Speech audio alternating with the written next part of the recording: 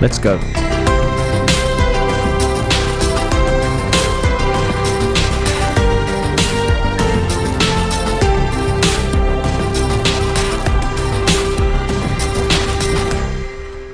Hi and welcome to the channel. If you're new here, my name is Vaughn George. I'm an artist development coach, and a keyboardist for UK band Mesh. On this channel, we talk about music and we break down music in a very in-depth way with particular focus on keyboarded musical instruments, synthesizers, and things like that, but not exclusively, but mainly keyboards and so on. Like most of my videos, this video will be long, in-depth, with a lot of juice and in-depth content. Please do stick around till the end of this video, where I'll be playing you out with my brand new track and music video, which is a homage and a tribute to the late, great Robert Miles. In the mid-90s, an unknown young Italian man exploded onto the music scene, seemingly from nowhere, to not only dominate the dance music scene, but also the pop charts. Robert Miles. Who exactly was he?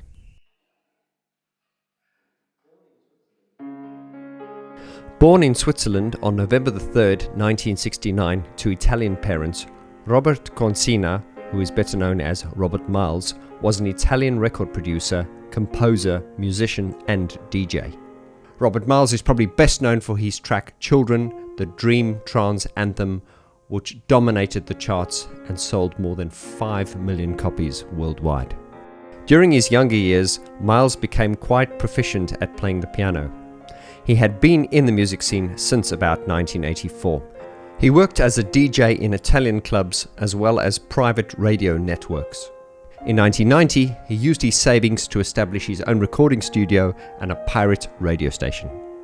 Originally performing under the name Robert Milani, he eventually changed his name to the more commercially appealing Robert Miles in anticipation of the journey ahead of him, quote unquote. His biggest musical breakthroughs came between 1994 and 1997. In 1994, Miles wrote a trance chill-out piece based on acoustic guitar with subtle synthesizer and effects entitled Children. The song was then further developed into the house Dream Trance classic, which we all know so well, with the addition of this now famous piano line.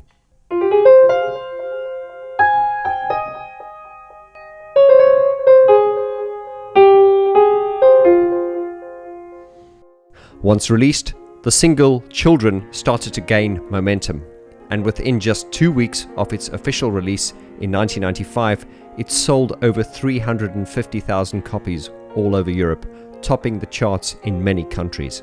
After occupying the European Top 100 charts, the number one slot, for more than 13 consecutive weeks, this monster of a record went to sell over 5 million copies worldwide.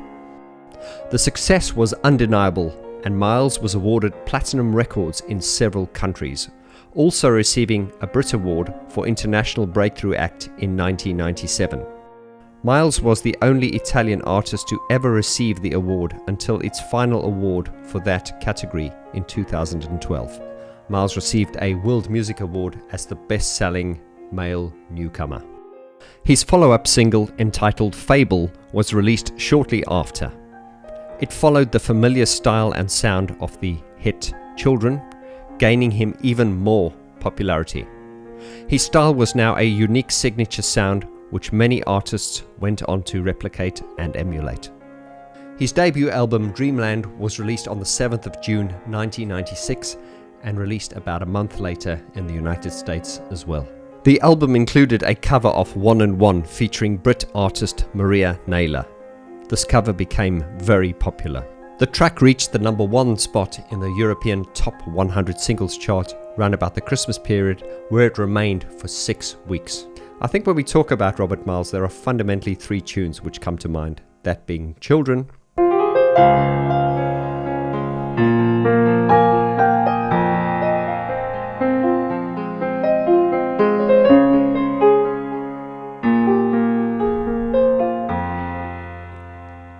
and of course the second single, which was Fable.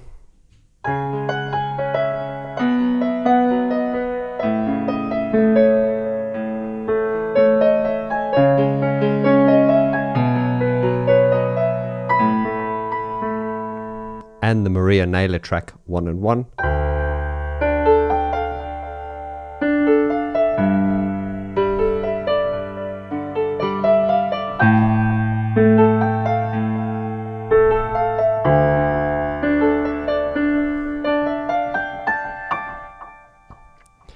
Now, let's get geeky.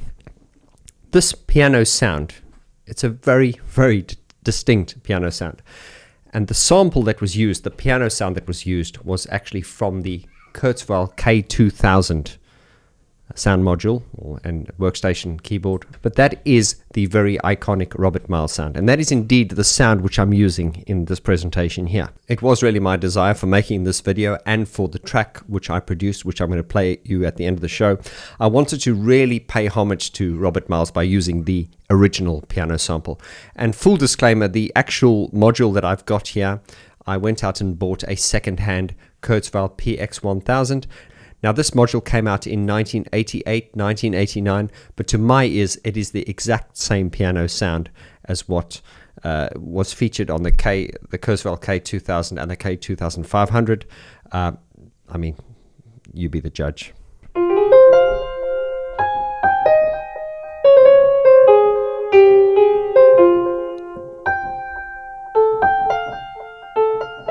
That's the sound, isn't it?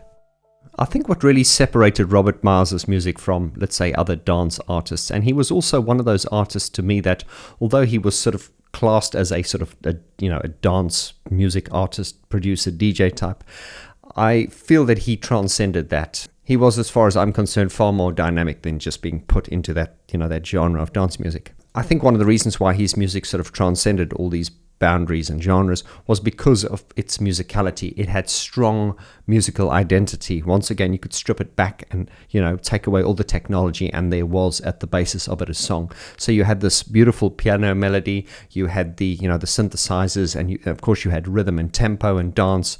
It was just really, really well done. And of course, at the time, because it was so new, no one had done it, he opened the floodgates for so many knockoff artists and, people who were trying to replicate what he did. Now, I actually did meet Robert Miles personally. This must have been, I think, in about 2000, 2001. You guys who've been following me for a while, you will know that I used to work in a music retail store between 1999 and 2001. And this music retail store was called Turnkey. This was in Charing Cross Road in London. And, we used to sell musical equipment. And I was the keyboards guy. I was the keyboard salesman. It was in the summer sometime, because I remember it was sort of like an afternoon, a quiet time. And I looked over and I just saw this tall figure standing there. And I went, I know you. And then I went, oh my God, that's Robert Miles. I walked up to him and I introduced myself. I said, Robert Miles, so honored to meet you. You're one of the reasons I got into music, and how can I help you? And he was very gracious. I remember him, spoke a few words. He was after some musical software. I can't remember what it was, but I remember, getting the key, getting it out the cabinet for him, and giving it to him, and then he, we ran it through. He paid and he left. So it wasn't a long conversation. I do vividly remember that he was a very tall man, very striking. You'd look at him and go, you are someone. He had this kind of star quality without being sort of, over charismatic and in your face, and quite mysterious. He had this really sort of like alien-like appearance about him, in a good way, very, very striking. And he had a really calm sort of vibe about him, a beautiful soul. Okay, and now I want you to come with me to my studio, into my music workstation, and I want to do a very, very basic music breakdown of how Robert Miles' music was fundamentally put together. Right, and here I am in my DAW, Digital Audio Workstation, or DAW. If you're a musician or producer, I'm sure you'll be familiar with this. This is Logic X. Please understand that I'm going to keep this really, really, really straightforward and easy. The goal here is not to get technical. I really want to keep this inclusive, and if you're not a musician, you may find this hopefully insightful and interesting. So I have three instruments here. The first is a typical drum, well, it's a TR-808 kit. Over here we have just a generic sort of saw bass kind of sound. And down here, a piano. So to start this off with, I'm just going to lay down a kick drum, and then we're going to just do like an 8-bar section. Now, before I record, just please bear in mind that there is a lag or a delay or latency, a delay time between what I play on the keyboard and the way it records here. So that means my playing will be a little bit out of time, which I'll fix up afterwards. So just need to explain that to you so you don't think I'm too crap of a keyboard player. Right, so let's record in the kick drum.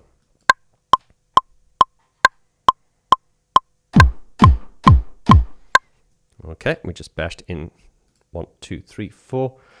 Now, Robert Miles' songs, like most dance music, typically are 4 to the floor. You know, we call that 4 to the floor, 1, 2, 3, 4, 1, 2, 3, 4. There's no way around that in dance music. That's just what it is, usually. And okay, there's my kicks. As you can see, they're a little bit off the bar. So I just quantize 100% and they're in there. And oh, I need another one over here. So I'll just copy and paste that there. There we go.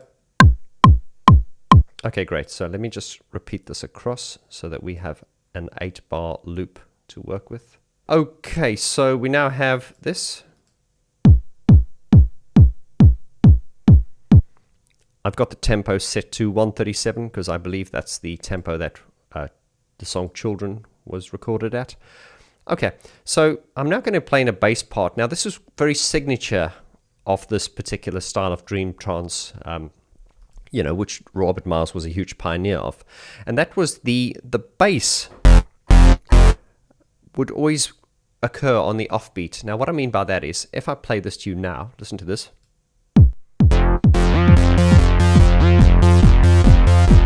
That's sort of typical, like we heard that in the 80s, that sort of dum dum dum dum dum dum, and that is done by playing, a bass note and then playing the note, the octave higher.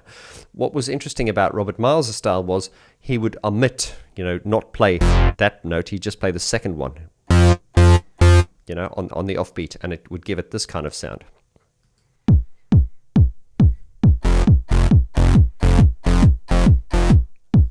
Which I'm sure you're familiar with. Now let me just record this in and it'll be easier for me to demonstrate it.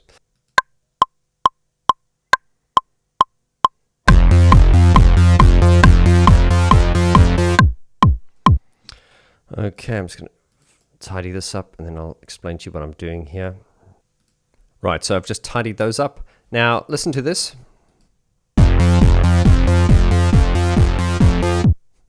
Oh, it's a bit like Depeche Mode's Photographic. A white house, a white room. Anyway, remain on topic.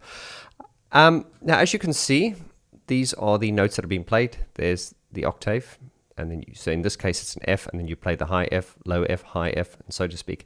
But now this is what was characteristic of Robert Miles' music, is it didn't have this lower bass part. Listen again, this is typical. So if we delete all the lower bass parts, you would simply have this on the offbeat. And that is typical.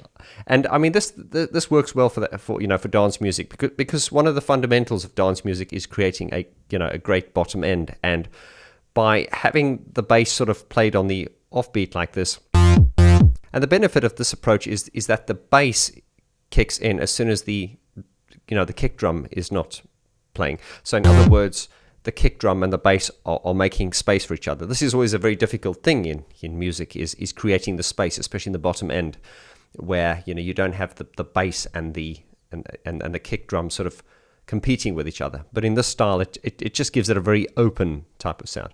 So you might want to just drag this an octave down. There we go.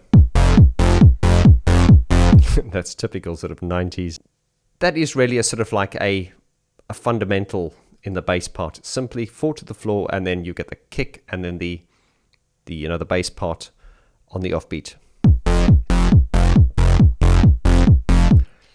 Right, so let's just bash in another bass note here. You'll see what I'm getting to now.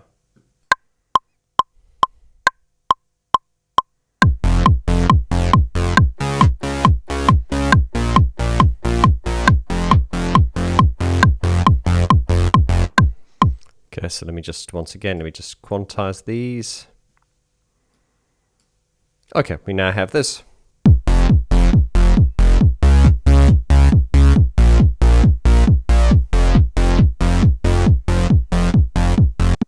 Okay, and then the piano part. Once again, this is a generic piano sound. It is not the actual piano sample that he used, and that is... Okay, let's quickly record the piano part in.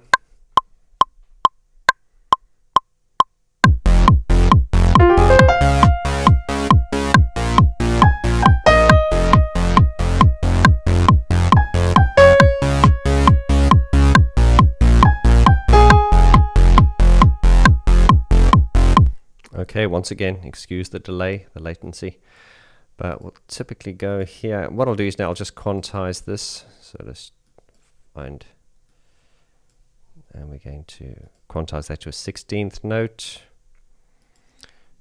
Okay. There we go. Now, I typically, if I recorded something like this, I would not quantize my piano. I would leave the human feel into it. But yeah, I think typically with this type of music, what they did was, I think everything was, quantized pretty aggressively. But of course, that becomes an individual taste. Let's just see what we've got here so far.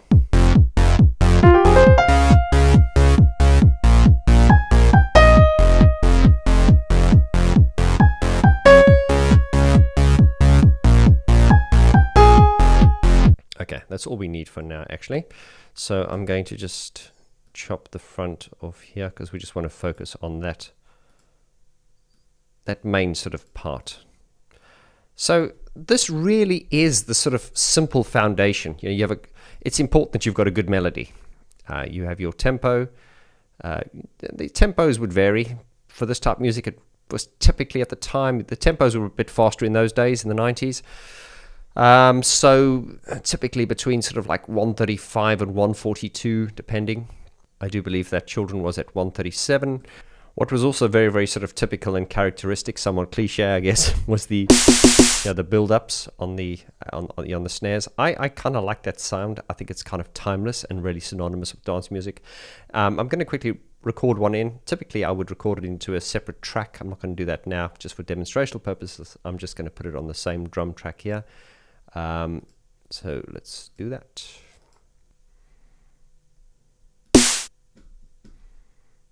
Okay, we'll just copy these across now on every 16th note here. Here we go.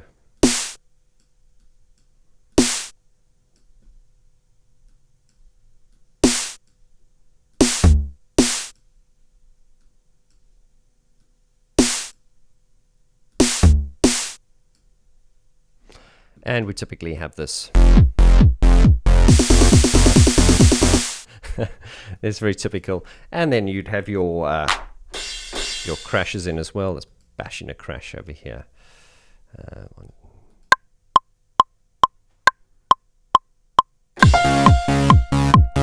Okay, quantize that.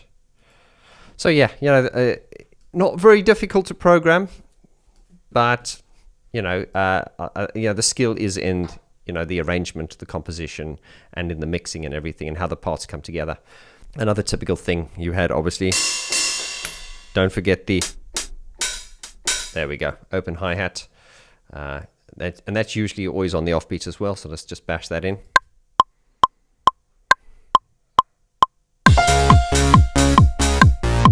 There we go. Where are they? There we go. Let's just quickly quantize those there. And we have... And, I mean, that's really it. You'd have that. Okay, I probably want to copy these across, actually. Right, so I've just copied those across, and you have this now.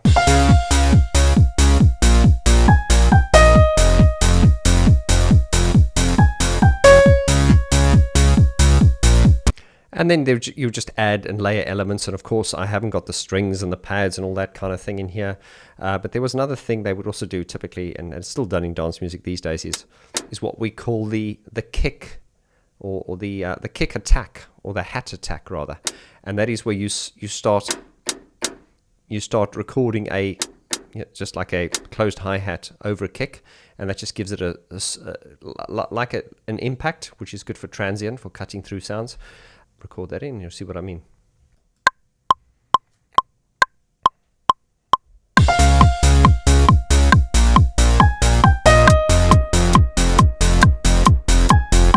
Okay, you see I've recorded it on that section there. There it is. Let me just quantize that and see. You'll hear it when it comes in here.